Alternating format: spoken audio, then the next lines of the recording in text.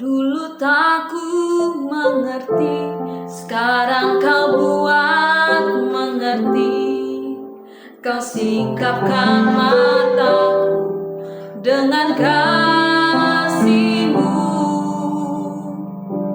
yang tak pernah ku pikirkan. Sungguh kau telah sediakan, kau curahkan berkat-Mu limpah dalam hidupku. Terima kasih Yesus, terima kasih Yesus. Puji syukur hanya bagi-Mu, ya Allahku, ya Tuhanku. Terima kasih Yesus, terima kasih Yesus. Puji syukur hanya bagi-Mu, terima kasih Yesus.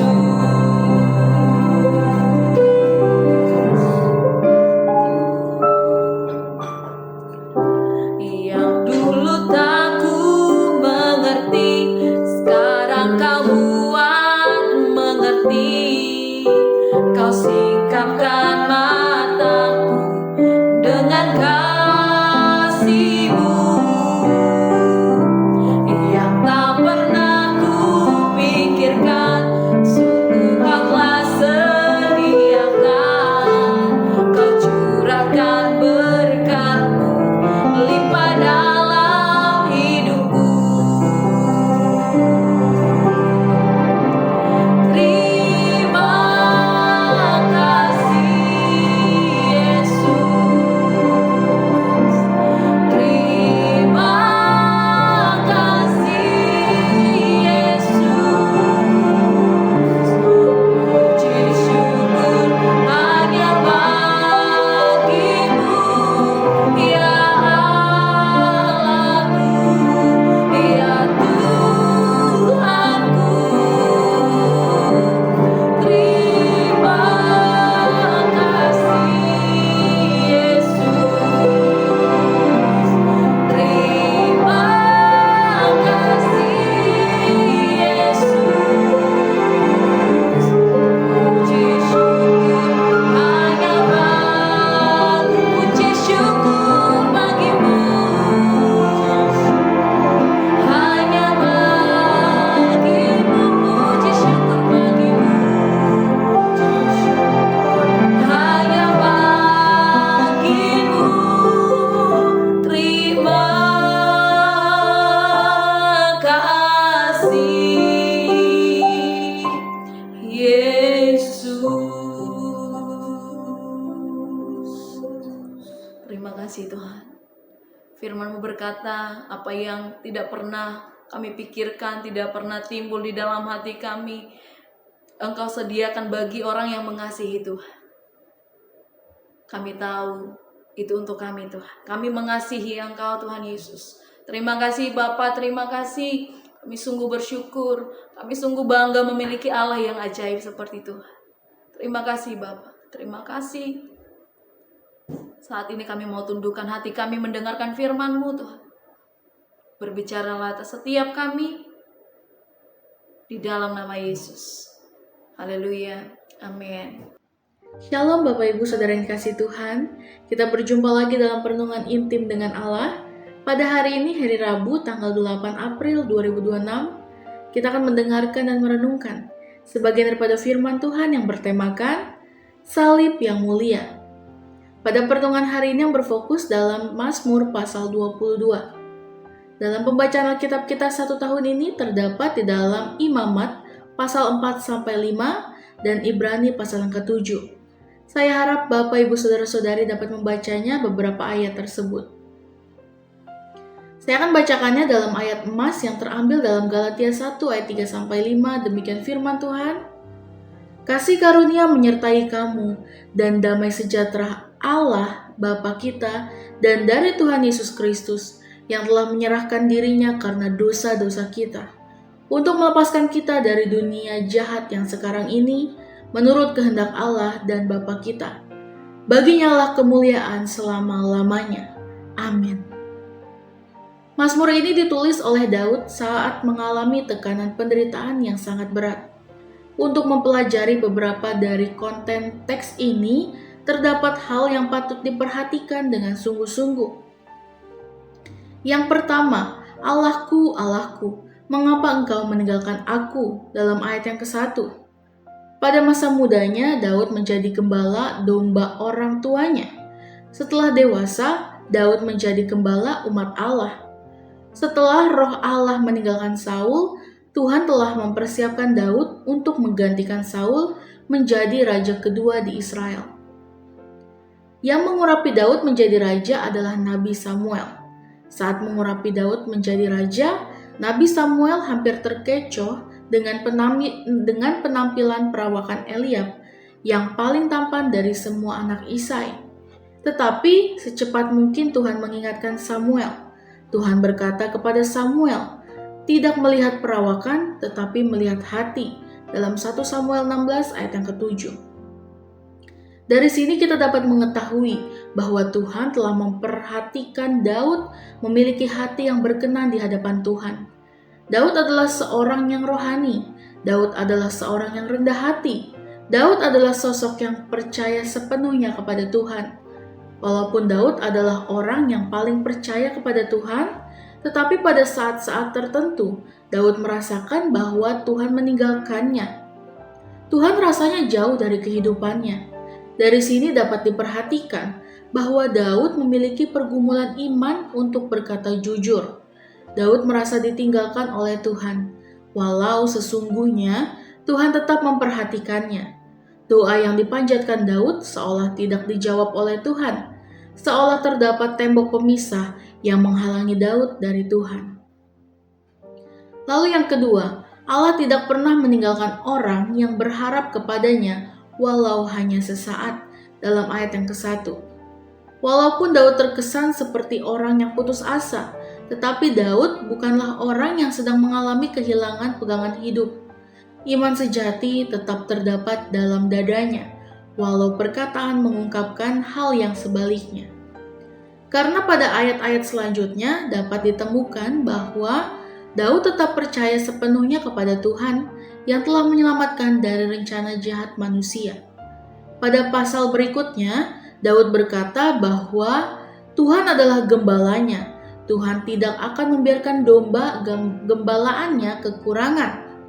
Sebagai gembala yang sempurna, Daud menyadari Tuhan yang diyakininya akan membaringkan kehidupannya pada area padang yang berumput hijau. Daud meyakini Tuhan yang akan mengembalakannya ke air yang tenang. Inilah keyakinan Daud pada Tuhan yang mengembalakan kehidupannya. Ia percaya penuh kepada Tuhan. Keyakinannya kepada Tuhan dapat dilihat dari Mazmur-Mazmur yang dituliskan Daud dalam Mazmur 23 ayat 1-6. Lalu yang ketiga, Yesus menyampaikan teks ini di kayu salib dalam ayat yang ke-1. Mazmur 22 ayat 1 telah menubuatkan jauh-jauh hari sebelumnya bahwa Yesus akan mengorbankan dirinya di kayu salib. Perkataan salib ini dapat dilihat dalam kitab Matius pasal 27 ayat 46 dan Markus 15 ayat 34. Setelah Adam dan Hawa lebih mengedepankan kehendak bebasnya daripada mentaati firman Tuhan, saat itulah mereka jatuh ke dalam dosa. Berdosa artinya jatuh sebelum mencapai sasaran yang telah ditentukan. Sejak itu mereka terpisah dari Tuhan yang telah menciptakannya. Terpisah artinya jauh dari Tuhan. Jauh dari Tuhan artinya hidup tanpa Tuhan. Menjalani kehidupan tanpa Tuhan adalah kehidupan yang sangat mengerikan. Hidup tanpa Tuhan menghadapi persoalan tanpa Tuhan, mengalami kekurangan tanpa Tuhan, mengalami sakit tanpa Tuhan adalah kehidupan yang sangat menyedihkan. Saat mengorbankan dirinya di kayu salib, Yesus sedang menuju area yang sangat mengerikan ini.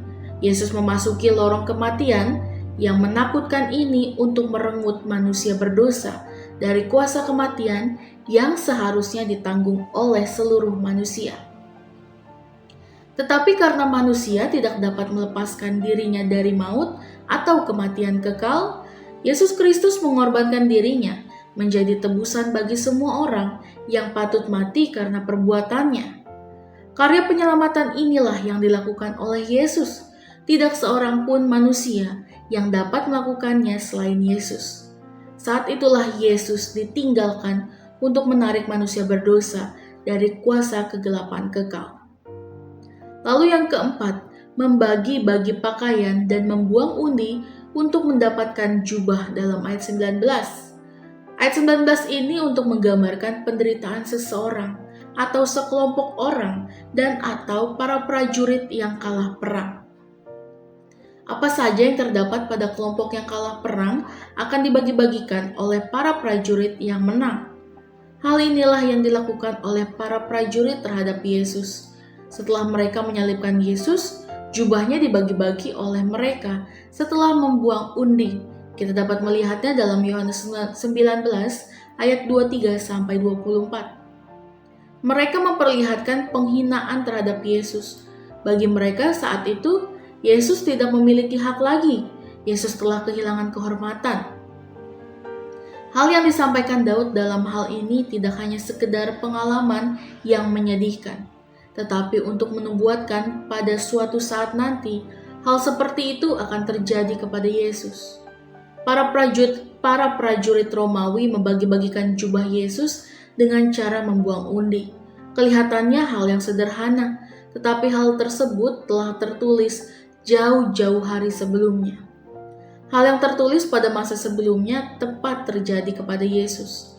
Hal-hal yang dialami Yesus bukanlah kebetulan, tetapi setelah termasuk pada rencana penyelamatan Allah bagi manusia berdosa. Hal ini menunjuk pada kedalaman penderitaan Yesus. Dengan sengaja ia ditolak, dimiskinkan, dihina, dipermalukan, dan diperlakukan secara tidak adil. Kesemuanya itu dilakukan terhadap Yesus untuk menyelamatkan manusia dari hukuman kekal. Karena upah dosa adalah maut atau hukuman mati, maka Yesus merelakan dirinya untuk mengalaminya, untuk menanggung akibat dosa yang seharusnya dikenakan kepada manusia. Demikianlah cara Yesus untuk menyelamatkan manusia berdosa dari hukuman kekal. Setelah segala sesuatu dilakukan terhadap Yesus, manusia memperoleh anugerah yang sangat besar, yakni adanya kepastian keselamatan bagi setiap orang yang percaya kepada Yesus. Dalam Roma 5 ayat 9-10. Amin. Mari kita sama-sama berdoa. Bapa yang baik, terima kasih Tuhan Yesus untuk pertemuan pada hari ini ya Bapa. Biarlah firman-Mu merema bagi kehidupan kami. Terima kasih Tuhan untuk pengorbanan-Mu yang sempurna bagi kami. Darah-Mu menyucikan setiap dosa kami ya Bapa. Biarlah kami hidup seturut dengan kehendak-Mu, kami dapat menjadi terang-Mu ya Bapa. Terima kasih Tuhan, Engkau telah menyelamatkan kami dari hukuman dosa. Terima kasih ya Bapa untuk segala pengorbanan-Mu. Terima kasih Tuhan, kami menyerahkan diri kami ke dalam tangan-Mu, kami menyerahkan hidup kami ke dalam tangan-Mu. Terima kasih ya Bapa, biar kehendak-Mu yang jadi bagi setiap kami. Dalam nama Tuhan Yesus, haleluya. Amin. Salam sejahtera bagi kita semua. Shalom.